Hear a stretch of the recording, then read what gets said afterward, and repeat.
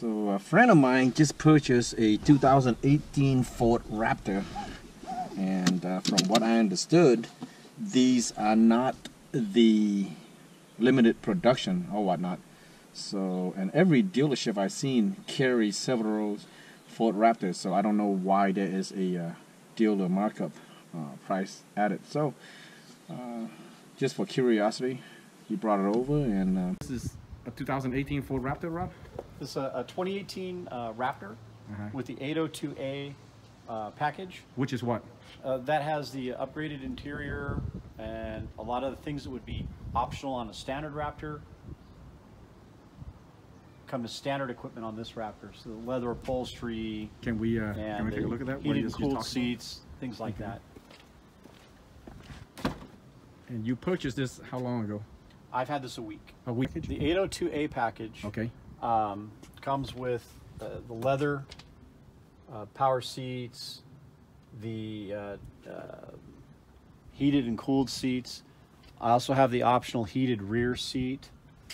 This has the optional carbon fiber package inside. And I do like the touch of the carbon fibers. That now that you mention it, and the first thing I noticed was the carbon fiber. It stood out. It is a very nice touch.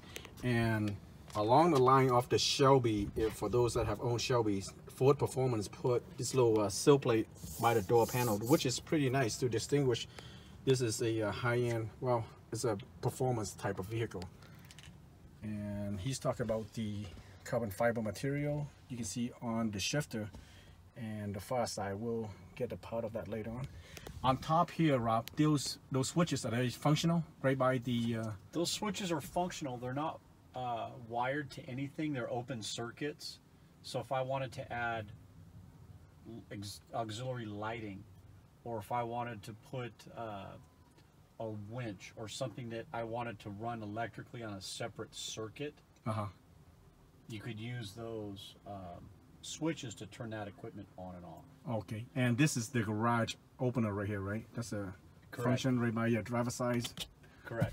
Okay. This also has the full length sunroof in it. Okay. Now the front half opens, the glass opens, the rear half of the glass is fixed. Okay. And it doesn't open. But the interior sunshade will open all of the way. And it looks like you have the navigation system in here. Is that standardized on Raptors? It's not standard. It's optional. And this has the navigation. This has the dual zone air, which is optional. The cooled seats. It also has a heated steering wheel. Okay. And one of the other features it has is the remote start.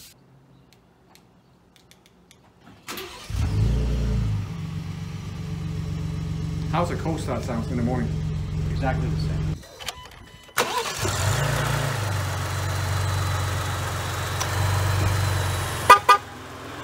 The engine is definitely quiet. So that's the key fob. So the key fob is the Raptor on there. Can you flip over to the other side? Now, when you use the remote start, the seat heater will turn on, or the seat cooler will turn on based on the outdoor temperature. And do you set that temperature point, or does it do automatically? It seems to be set by the factory. I have not found where you can adjust that. It may very well be in here. But I've noticed that when I've been using the remote start, either the seat heaters come on or the seat cooler comes on, which is a really nice feature. It is. It's convenience.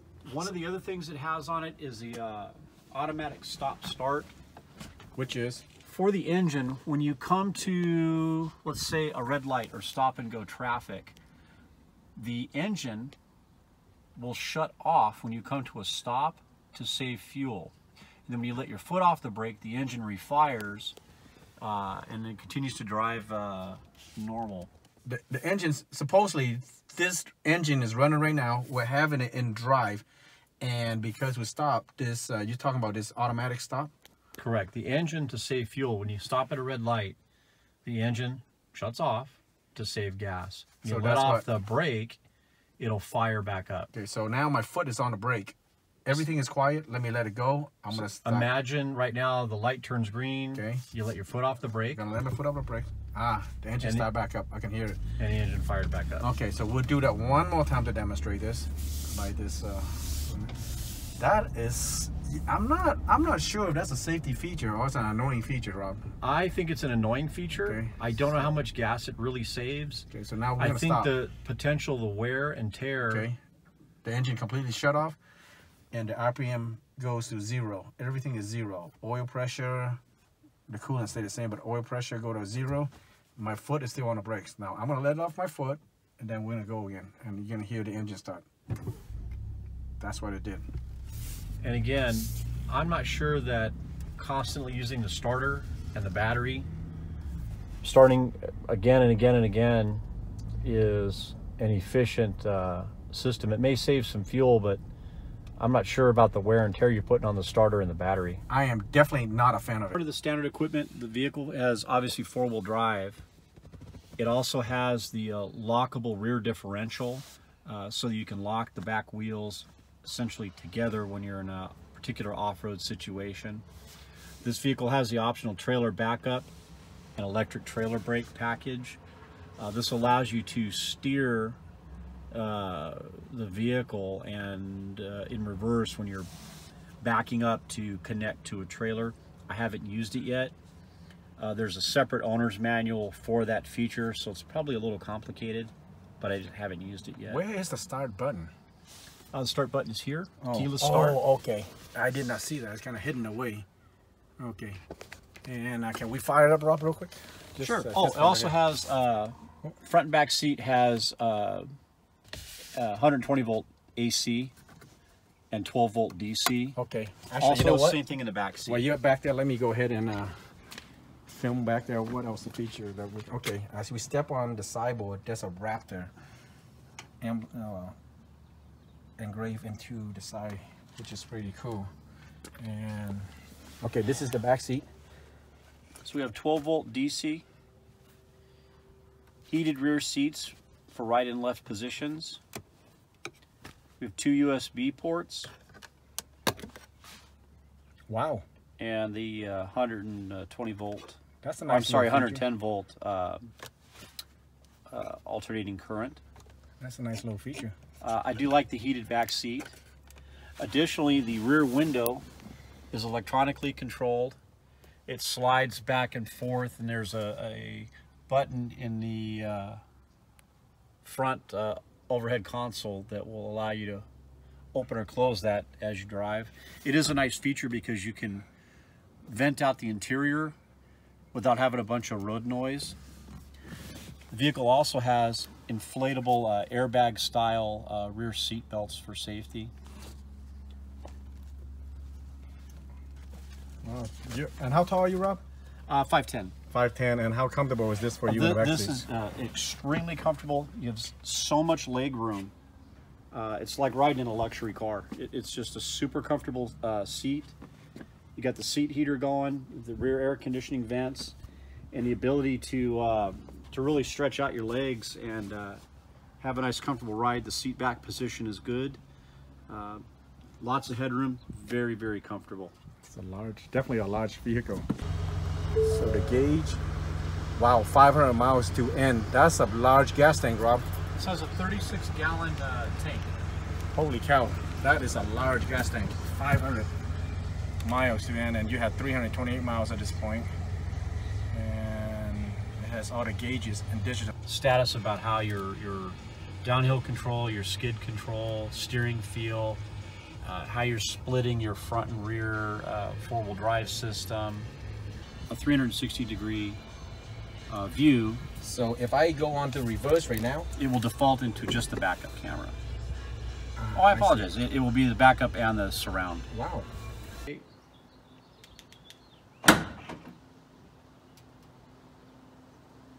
Okay, nice little touch. Now Also has the step. okay. Wow.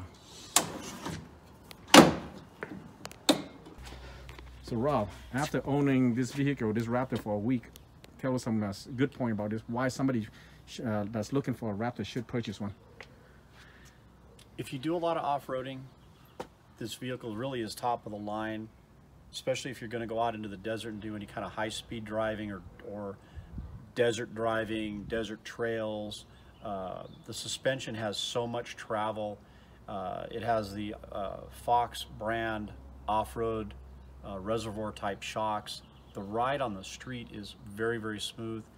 Now I'm coming from a Lexus GX SUV to this. It's a little wider, it's a lot longer, but I find that the ride is almost as soft as the Lexus. Even with this kind of tires? And even with these tires and this suspension setup, the ride is just very, very nice and quiet. Bought it in San Luis Obispo and I drove it home to LA. That was a couple of 100 miles, so I had a chance to drive on the freeway and get off and take some surface streets.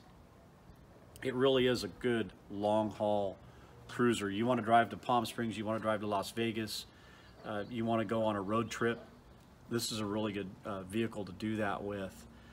It just has a super solid structure. It feels solid and it rides so smooth. Okay, and so far, what has been the most annoying, if at all, if anything annoying about it? I think the most annoying feature is the engine shut off. Again, when you stop at a red light, the engine shuts off, you let off the brake, it refires. If you're in stop and go traffic, so you get stuck in a freeway traffic jam, or you're driving around town and you're stopping at a lot of red lights, it's very annoying to have the engine turn on and off like that. I realize it's a fuel saving feature, but I typically defeat it. I will shut it off manually. To me, this is considered to be a high-end truck for a working class like us. Have you owned any other high-end trucks previously? I've owned Dodge 2500 with the Cummins turbo diesel. I've owned the GM Duramax 2500, and I owned a Ford F250 in the past. So I've had one truck from each of the brands. Really liked the Dodge. I really liked my F250. The GM Duramax did not like and ended up trading that in probably within a year of buying it. Didn't like it. Would not buy another one. And how is this vehicle? I know it's new, but how is it compared to those previously owned trucks? It's really completely different. The other ones were 3/4 ton diesel, more of a heavy duty truck for towing. I had a boat at the time and was using those trucks to tow. This is more of a 4-wheel drive fun, take it out to the desert, take it up in the snow, have a good time, do some off-roading. So it's a little different style. So now that you have a Shelby and you have a Raptor, which one are you going to be spending more time with? Probably this car, because I have to drive it on a regular basis. The Shelby to me is a prized possession, and I drive it really infrequently. And that's really a treat. That's the fun toy. And this is the everyday car.